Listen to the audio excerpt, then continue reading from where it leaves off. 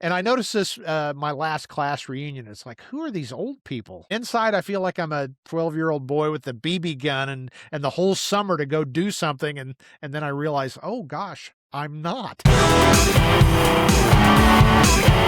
Hi there, and welcome to this episode of the Guns Podcast US, one of the world's biggest shooting programs. Hi, I'm your host, Brent Wheat, and I'd like to thank you for joining us here as we talk about all the interesting and even fun stuff about the world of shooting. Of course, I'm joined by my co-host, Roy Huntington. Hey, Roy.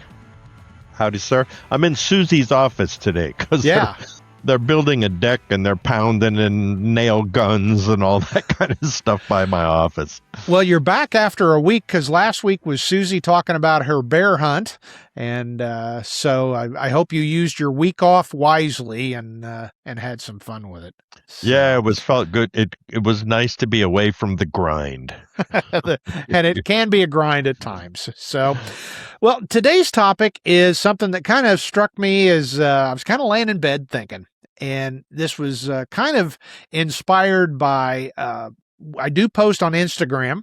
That's not like my main social media channel, but I thought, let's try that. And the demographic over there is a little bit younger.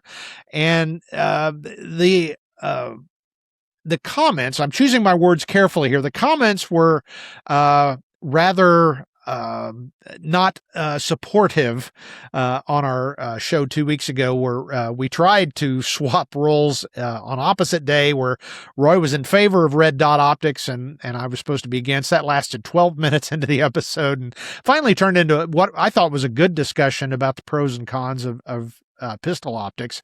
But looking at those comments on Instagram, there was a lot of, fudding and fudders and just the general callousness and arrogance of youth. And I get it because we've all been there, but I was thinking, we talk about being older shooters, and we talk about the kind of the mechanics of it of, I can't see anything. My feet hurt. My legs hurt. I can't hear a darn thing. But we never really talk about what it's like being an older shooter. And there are positives and there are a few regrets. And so I just pitched that to Roy literally seconds before we hit record. And so we're gonna talk about that. So not much show prep today, except show prep has lasted 60 and in your case 70 years. So you ready to tackle this one, Roy? I think so. I think they're going to be surprised. Yeah. So the natural progression, and again, we've all been there, is when you're younger, you think you know everything and you don't know nothing. As you kind of reach middle age, you've probably gotten more competent and you realize instead of trying to prove yourself, maybe I ought to improve myself. And then as you get older, you're not trying to improve so much. You never quit, but you're not trying to improve so much as you're trying to become wiser. And I think that applies to life in general, but we're going to talk about the shooting side of it here. So, Roy, when did you realize you weren't that young hotshot in Chula Vista and going to Mexico and doing your shoot-offs with the Generalissimo and all that high speed and exciting stuff? It was a gradual thing. I'm going to be honest with you, and people will believe it or not. I never thought that I was a hot dog, high speed. I always knew there were people who were a lot better than me, and I just enjoyed being in the arena. I enjoyed learning, and I mean, every time I did a match, every time I reloaded a cartridge or something, I always was learning something. And unlike the testosterone clouds that we all seem to see today around many YouTubers and whatnot, I just never felt that. That level of arrogance that we often see is misdirected energy, if you ask me. Yeah. And so I really enjoy being older now because you can acknowledge the fact that you didn't know a lot back in those days. You can celebrate and enjoy the memories of the journey. And then I'll be honest with you, in my case, I really like being comfortable in my own skin and knowing the things that I know. and having the good tools and having the wherewithal to be able to build what you want to build and hit the target if you want to, and not have the ego and need for to get a competitive advantage over people. All that's gone. It's not there. Yeah. Uh, And it's funny you say that, because I was sitting here thinking as you were talking that, to me, that is maybe one of the main benefits of being older is the whole idea of when somebody calls you out, well, you don't know what you're doing, or you're a terrible shot. That used to really get under my skin, and now I don't care. It's funny, we talk about these comments a lot, and sometimes they get a bit under your skin, but for the most part, criticism and self-doubt and things like that have pretty much gone by the wayside, and now you just kind of focus on being you and doing your own thing. And I know, like, motorcyclists talk about ride your ride, backpackers talk about hike your hike. I think as shooters get older, as a rule, I think we start thinking more about just shoot, instead of worrying about what you look like to somebody else, or proving something, or gosh forbid, being the most testosterone laden guy in the room or the range. It's nice not to, it's just too much energy to have to put up that facade of being the toughest, biggest, fastest, strongest. And it's nice reaching our age, because you don't have to, I guess I almost use the word pretend. And I think we all do pretend a little bit, but it's not even a concern when you reach our age, don't you think? well, I think many young people, the name callers and the finger pointers, may be disappointed and not believe me when I say that their opinion doesn't matter to me whatsoever, Yeah. at all. And you can call me whatever name you want to; it doesn't matter because I know I'm not that, you Yeah. know. Uh, and like always when people make direct personal attacks, it's usually because they don't have a foundation of information or experience or knowledge to work from. And so when we see in the comments and we see these younger shooters, just lash out and say, oh, typical FUD, you just don't understand and, you're this and this and this and this. And it's like, that's fine. You could say that if you want to. It has no effect on anything other Yeah. than it does illustrate your own uh, lack of knowledge, lack of courtesy, I mean, I could go on and on there. Yeah. Uh, Yeah. the people who I really enjoy and respect are you'll get the obvious younger shooter who comes on and says, I know a lot of people might call you guys FUDs, but I want to let you know that I respect your experience. I respect your open mind. I respect your ability to teach. And I enjoy taking advantage of that. Yeah. Right. And And it's like, yeah, that's the way to do it. You know, yeah. And there are a lot of young shooters like that. I'm thinking of a couple right now that it's just a breath of fresh air. That they've got the eyesight, they've got the quick reaction, and physical health and all that, but they see the value. And going back to what you said about you never felt like you were kind of that young hot shot or whatever. Um, I would kind of say I was there too. I always appreciated being around those guys that really did know what they were talking about and could demonstrate it. And I always pictured myself as the student sitting at the feet of the master and trying to absorb every single bit of that. And it's worked out pretty good in my career. And to me, that's the cool part. I will never shoot like Robbie Latham or Jerry Mishlik or be a Delta Force or any of that, but I've got to hang out with all those people. And what's interesting is a lot of times, as long as you're respectful of their incredible accomplishments, they're pretty down to earth, and they treat you not necessarily as a peer, but just another human being. And to me, those are the greatest experiences of my long shooting career, is hanging around with Jim Cirillo, or being a tackling dummy for Dev Group of the SEALs.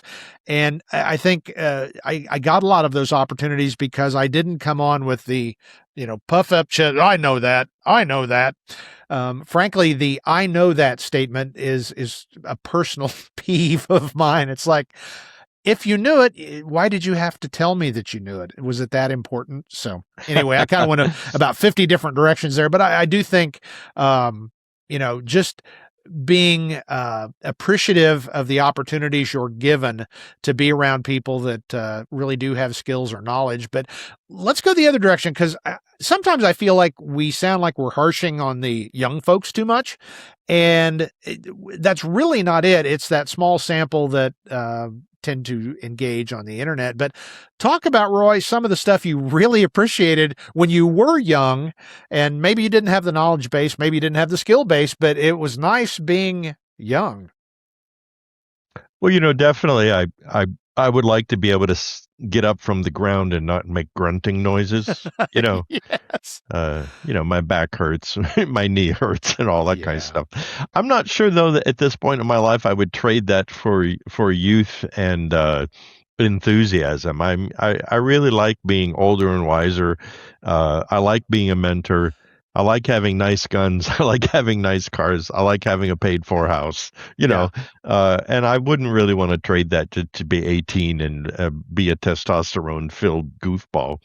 Uh, I think even when I was young, though, as I realized that life experience is built on incremental knowledge steps, and that journey can be really entertaining Yeah. and fulfilling.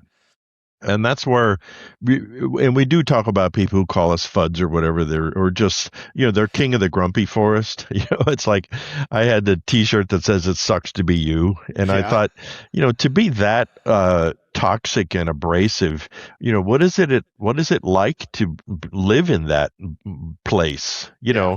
When you look at the mirror in the morning and you're planning your next personal attack. I mean, Yeah. my gosh, what a way to live. And the overwhelming majority of the younger shooters I know are not like that. Yep. And there seems to be more and more, I'll be honest with you, who are, they want to learn, they reach out. I mean, I think the comments in YouTube and really paint a picture to me. I see not just shooters who are 40 years old, but shooters who are 30 and 20 and in their late teens who say, it's really interesting. It's fun to listen to you guys. You open doors for me. You tell me things I didn't even think about. And to me, that I don't understand why you wouldn't want that, you Yeah. know? So yeah, would I change my life experience, as I said, those incremental knowledge steps over the decades, to go back and have my knee not hurt, and I would say no at this Yeah. time, yeah. Well, there was 2 points I wanted to make. First of all, I think many of us of our age would agree. I wouldn't give you $1 million for the experiences I've had, but I wouldn't give you a nickel to go back and do it again. So it was great at the time, but yeah. But this whole thing of your knees hurt and all that. I mean, I remember somebody in my life said, I feel. Uh, you feel better on your worst day than I feel on my best day. And I thought, oh, it'll never get that bad. Yeah. Yeah, we're there. But I will say the one thing, the second point I wanted to make, one of the reasons I think we click, Roy, and there's a certain group of folks that we tend to click with, and we all have a trait that I've noticed, and I really believe this, where the writer Patrick McManus said, "We're all full of wild and terrible enthusiasms." The guys I like are the ones who broke down, bent, a lot of life experience, but yet inside they're a 8, 10-year-old boy. And that's kind of us, I think, because it kills me whenever we start talking about something that you've not done. You're like, well, I need to do that. I need to get some boards and some hammers and nails, and and it's that enthusiasm. And I do think that's one of those things that keeps you mentally young. The body may be failing, but well, I've never frog hunted. Let's go frog hunting today. Just no, you're an elderly man. Well, by gosh, I want to go frog hunting, so I'm going to. So I think keeping that sense of wonder and enthusiasm, and frankly, in my case, as long as the world's not weighing me down, my sense of wonder is probably even greater, because I now realize how little I know. I know a lot, but it's a tiny portion of what there is to learn. So I always try to think, okay, what's next? What's the next thing I want to try? So, and you're absolutely that way. Well, what are the options? You know, to be that negative Nelly guy and just go Yeah, through life to where when with somebody like that when they lay on their deathbed, do they say, I wish I would have engaged in arguments with strangers on the yeah, internet more. You yep, know, and which is a strange thing to me. yeah. I Well, have always. Oh, go ahead. I wanted to jump in here. Another point, and I'm a big one on this, is don't waste time. And I think that's part of it because I watch some TV, you watch some TV, but for the most part, we're doing. And that's what has been kind of amazing to me, seeing my peer group start to age. And some of them are like me and they're out doing this and that and traveling and just experiencing. And there's a lot of them that get up and drink their coffee and sit there and maybe do mow the yard and then they sit there and watch TV. That to me, you're literally wasting your life. And I don't understand that mindset. You know, it's like being here, whether you feel good or not, is such a cool thing. Why wouldn't you try to, as they say, suck the juice out of every single bit of it? And that's the folks I enjoy being around. And I just kind of look at the other folks I know that just don't have the whatever it takes to get up and try things and do things and be enthusiastic and go to the range and try a new caliber and try reloading for the first time. I just don't understand why you would not want to try it all, while you still had time to do that and could do it. You're right. I've always admired Teddy Roosevelt, and I don't remember his exact quote, but basically, when people, he was a politician, right? So everyone's telling you what you're doing wrong. Uh, Meanwhile, Teddy was doing it though. He Yeah, was the one who created national parks. He was the one that built the Navy. He was the, commissioner of the New York Police Department. He was the president yeah, of the United States. And so around him you had all these people making noise and judging and all that kind of stuff. And he said something like, it's really easy to sit in the stands and pass judgment on those in the arena who are there yep, doing the work, getting sweaty, getting dirty, getting injured. You maybe get off your ass and get in the arena yeah, before you pass judgment. I see that a lot with people who, for instance, watch our videos or do this. There, it's easy for them to pass judgment. I often will, if we get a really you know, uh, bitter sounding comment, I frequently will click on the link of their handle in the comments, their channel. yeah, Almost invariably, there's nothing there. It's their login. yeah, There's no videos. And I always think it's interesting because they'll pontificate about what we're doing wrong and what we should be doing and how we don't know this and how we don't know that. And, and I often will just simply say, well, gosh, everyone's entitled to their opinion. I've only been doing this for 60 years. I was editor of Handgunner and a cop for 20 plus years and hunted around the world and do gunsmith work. But what do I know? I don't know. And I said, so perhaps you should make some videos and put them on your channel to help educate the rest of us. Tell us, show us. what? I know, yeah, and it's almost invariably cue the crickets. And I don't mean to be a smartass, but it's like I just want to tell them, these people that when you reach a certain age, like I'll be 72 this year. I'll admit it readily. You do gather a certain amount of life experience. You do gather a certain number of tool skills. You do. You've had your foot stepped on by a horse before. And you've Yeah, done things like that. So. Um, the people who have never had those experiences and yet insist on passing judgment of them is just something I don't really understand. yeah, It's a waste of your time because you're not wasting my time because I don't care. yeah, yep. Well, it's amazing to me. I've reached the age where I'm comfortable in my own skin. I'm comfortable. I know what my strengths and weaknesses are, and I try not to let my weaknesses bother me too much, even though I'm not perfect at it. But I'll tell you one thing that really amazes me is I look in the mirror and I noticed this my last class reunion. It's like, who are these old people? I I just again inside I feel like I'm a 10-year-old boy or 12-year-old boy with a BB gun and the whole summer to go do something and then I realize, oh gosh, I'm not. So I know that's been thought about since people were people and writing stuff down on paper or clay tablets or whatever, but it's just amazing that people have told me, and you suddenly realize you wake up one day and it's like, oh gosh, a whole lifetime went by. How did that happen? But I see people. I know a lot of older people, and I see many, and I know many who are extremely happy. You yeah, know, they have bad backs. They can't hear. They're, maybe they don't live in the house they wish they lived in. All their friends are dying off. But, they invariably have a smile. They invariably have a positive thing to say. Uh, if I want to show them a gun, they're interested.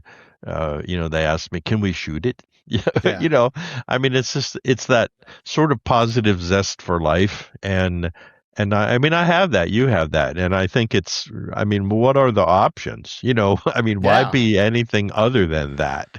yep. And, and I think that is the biggest thing that I notice as I age is I see, what's the old adage? Youth is wasted on young people. Yes. And that There's a lot of truth to that. yeah, and so you have these people, I see them, and we see them in the comments. They have the energy. They have some guns. Maybe they have a job or not, or a family, or who knows what, but they insist on being focused on the negative rather than on the positive. Yeah. And I think that's the biggest thing. Although I will say I've always been a bit of a stoic my whole life. I've always, you know, tried to not let the negative things bother me. And I really have. I remember Yeah. somebody accused me one day. It was really funny. He said, you're just always an optimist. And, Well, and what do you say? Right. Yeah. yeah. It's like, you caught me, Yeah. yeah, guilty as Wow. charged, uh, so Well, yeah, I'm not sure that we're making any real one point here other than the fact that I think for me, getting older has been very pleasant and I'm enjoying it a lot. yeah. Uh, and, Agreed. uh, and if you want to call us FUDs, that's really okay, but it doesn't Yeah. bother us at all. Well, sitting here and I'm always thinking about the podcast. This is a passion project for me because if you look at the hours spent versus the remuneration, I'm making about 3 cents an hour, if that. But I love doing it. I love having our chats, and I do love hearing from the audience. And many of our folks have become friends, even though we never met. But Mhm. anyway. I was going to go with the point here. I remember what it was. See, you get older, you start forgetting things. The point being that I think that's the one of the main undercurrents of where this podcast has turned under 300 and some episodes is I think we're trying to do our best to share some of that wisdom and insight, and we've always taken great pains to say this is not the way; it is a way. But I think we're both experienced enough to know whenever you say this is the only way to do it, you're going to get embarrassed pretty quick. So we always take great pains to say, here's how we do it. Here's what we've seen. Here's what we've done.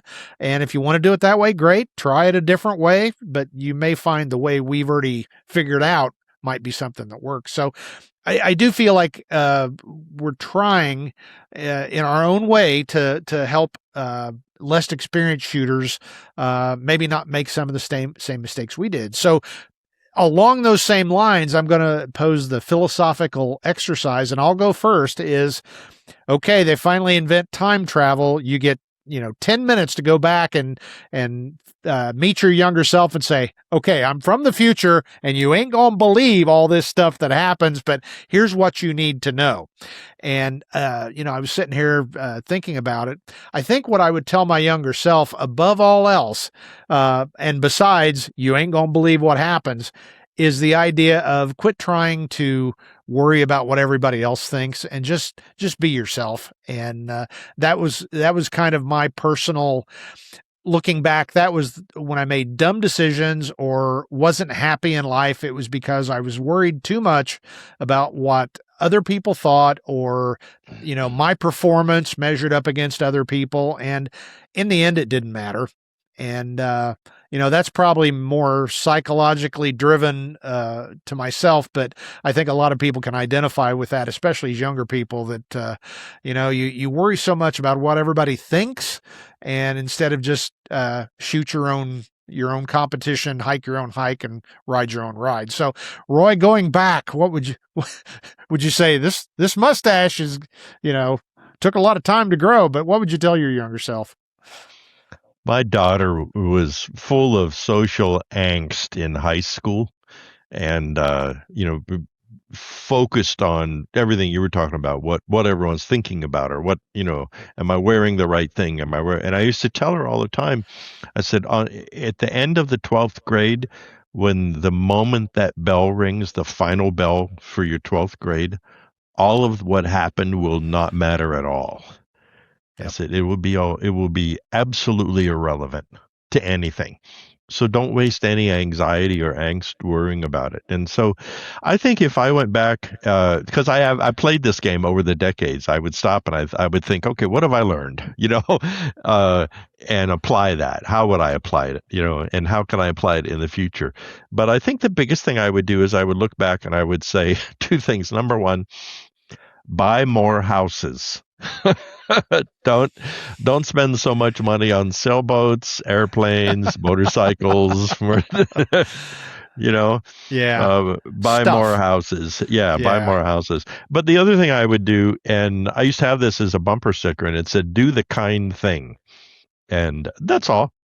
Yeah. I would remind that 15-year-old Roy Huntington in those days is just don't get caught up in it. Don't be a nasty jerk. Yeah. Be kind. And if someone is not being kind back to you, I think it's okay for you to stop and think, what is it that they're thinking about? Why are they having this today? What is going on? That shouldn't automatically signify that you have to counter strike. You know, Yeah. just do the kind thing. Yep. And because I'll tell you what, it's less taxing. It is. you know, yeah, And I it's will offer a tactical or strategic suggestion. I learned a long time ago, especially in government, that if you try to understand where the other person is coming from, you can use that whole redirect the energy, and you tend to uh, get your way more often than not if you incorporate where they're coming from, what they're concerned about. And I don't necessarily mean the black and white on the paper. We're concerned about the statistics of, no, what is that person actually saying? What do they mean? Why? What in their life is causing them to say those things, what they're concerned about. And once you understand that, whether you have empathy or not, you can at least understand that, okay, I don't need to meet this head on. I need to figure out how we can come to a kind of a win-win or at least a solution where I get what I need, mostly. So I know that's big philosophical, strategic kind of talk, but I think the more you understand people, the better you can formulate plans that work out better for you in the long run. And I know you're a big proponent of that, Roy. well, people, we all have our arrogance and our self-righteousness and our conceit, right? Yep. Uh, but it's what you do with that, I think that makes a difference. And usually you only learn that with experience. You get punched in the nose just enough that you finally realize that you shouldn't do those things because then you get punched in the nose.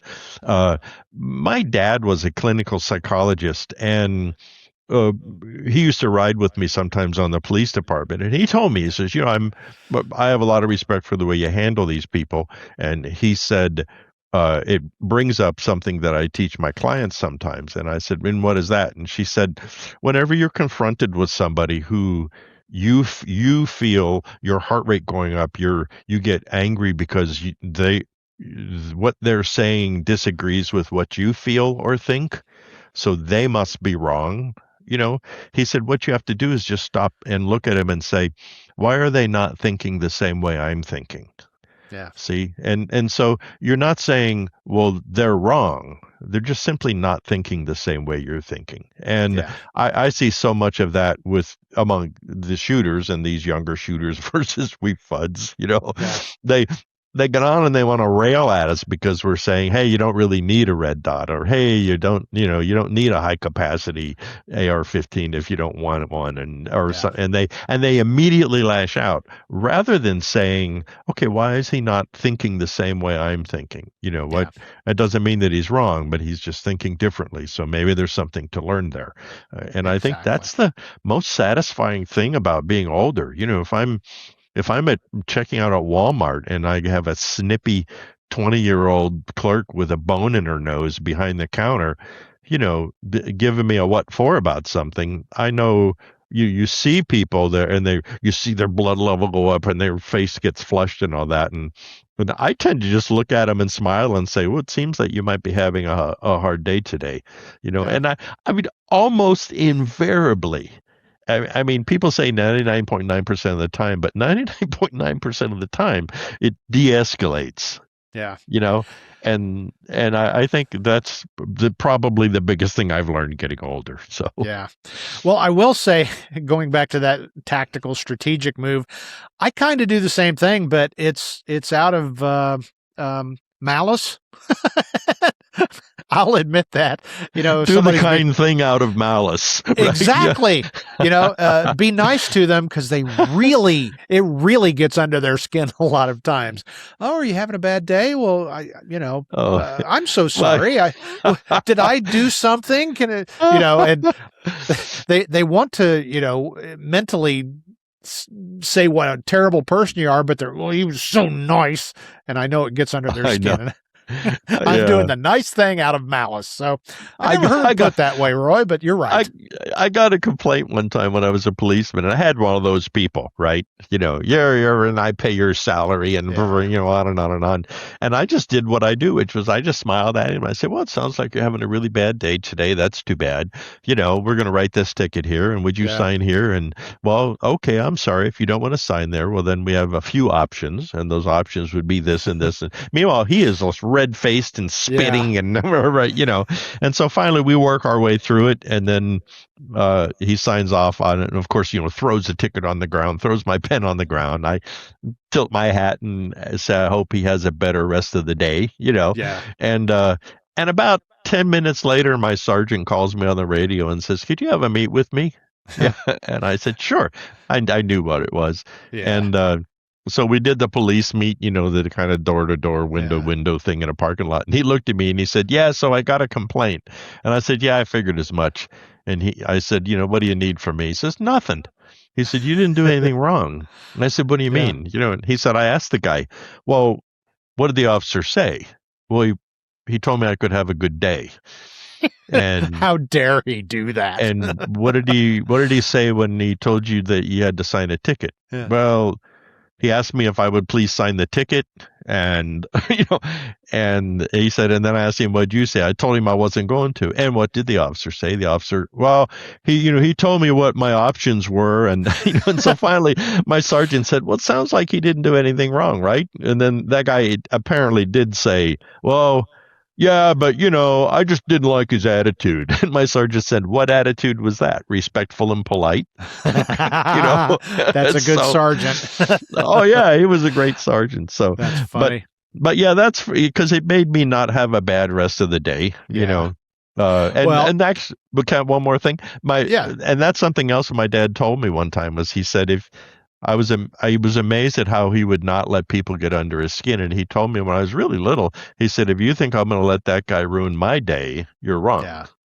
And there you go. Yeah. Well, I will say publicly that you're much better at that than I am. I still sometimes I'm better than I used to be, but I still sometimes let folks get under my skin for no good reason. But I was going to tell you, and this is related to a bigger topic.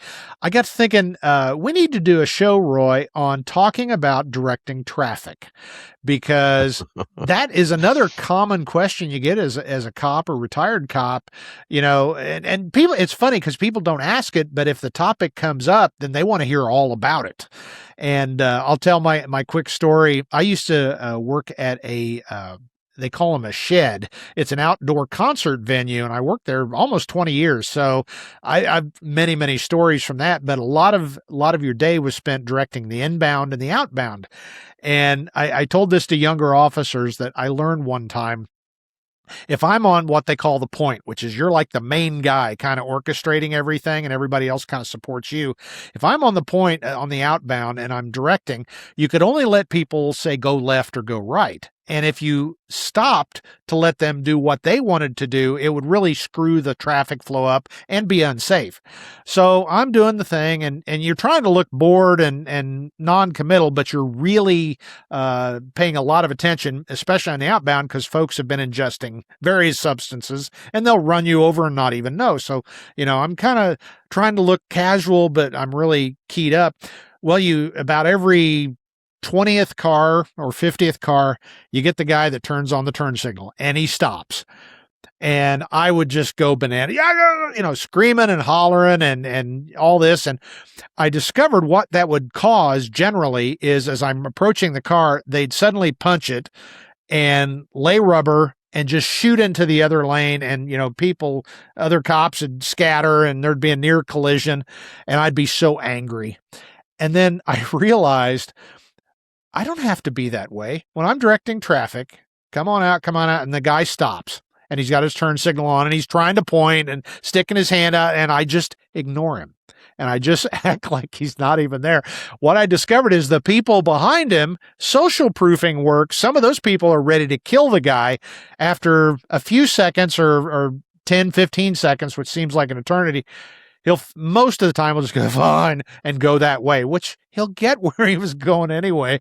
But guys said it started to get pretty comical. Some of these guys are literally screaming, honking, flashing their lights, and I'm just, like I don't even see him. And I certainly do see him because I don't want to get run over, but I'm just acting on do-de-do-de-do.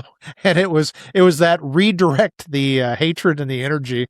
So, but we've got to talk about some of our stories directing traffic because it's not really, that's just pure war stories, but some of the stuff is pretty funny and entertaining. And if everybody's been in that position of, trying to get into a race, a concert, a parade, special event of some kind. And, you're thinking, man, that would really stink standing out there all day. And let me tell you, it sure does. But mostly you got to do what you got to do. So yeah, I'm sure you've got a story or two from San Diego traffic, Roy. Well, we'll have to definitely do that in a show. Yeah. I think, I'm sure we'll come up with some ideas. Okay. So. We're going to be there in the next day or two. Maybe we sit down one evening with a beverage and we just start telling stories, and I can chop it down to fit into the podcast, but maybe we'll do a whole, you got to sign up or something and you can watch the whole thing. So that's what I think that's a good idea, and we should get Susie involved in it too, because she let's just say she's not nearly as tolerant as I am when it comes to those things. you guys are yin and yang, when it comes to that kind of stuff. So that would be entertaining. So we'll do it. That. So, all right. Anyway, you can reach out and let us know what you think. Hopefully, maybe you've learned something or it's affirmed something to you. Hopefully, the old folks that feel broken down and forgotten, maybe you realize that there's some advantages to having reached this ripe old age. Let us know what you think. Reach out, editor@gunspodcast.us, or if you're watching on YouTube, of course, you can leave a comment, and we'll be interested to hear what you think. So anyway, make sure you go over to gunsmagazine.com. I've got my Guns Magazine shirt on. I still write there, and there's a lot of good stuff from when Roy wrote there, and you can also sign up for the newsletters. And of course, merch. We've got merch. And I've still not finished up the Lethal FUDD t-shirts or King of the Grumpy Forest. I actually had the King of the Grumpy Forest done, and we never really put it up. So I'll try and get that done soon. But go to Guns Podcast US. There's merch. You can sign up, subscribe there, and get all the backstory on the podcast and some of my other writings, the other observations I make as we move through life. So anything I forgot there, Roy, as we toddle on out of here?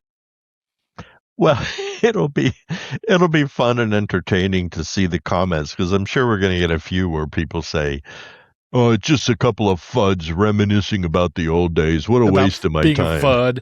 I Yeah. know, yeah, and there's, I read those, and I realize there's nothing I can say that No. is going to change anything they think. you No. know, Yeah. so And so the handle is always like death dealing, tier oh yeah, 1 at tier AOL. one Really? Okay. gamer Yeah. something.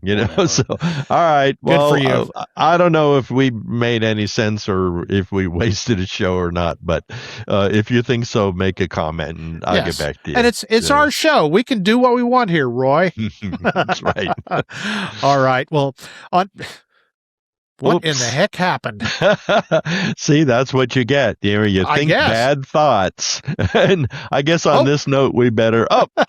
Yeah. there we go. And the I lights came back and on the in Brent's life. hallelujah. Yeah, So, okay, I may cut that out or I may leave it in the episode. So, that's anyway, right. on behalf of Roy Huntington, I am your host who is sometimes sitting in the dark, Brent Wheat of the Guns Podcast US. And as we always say at the end, now it's time to get out there and get shooting.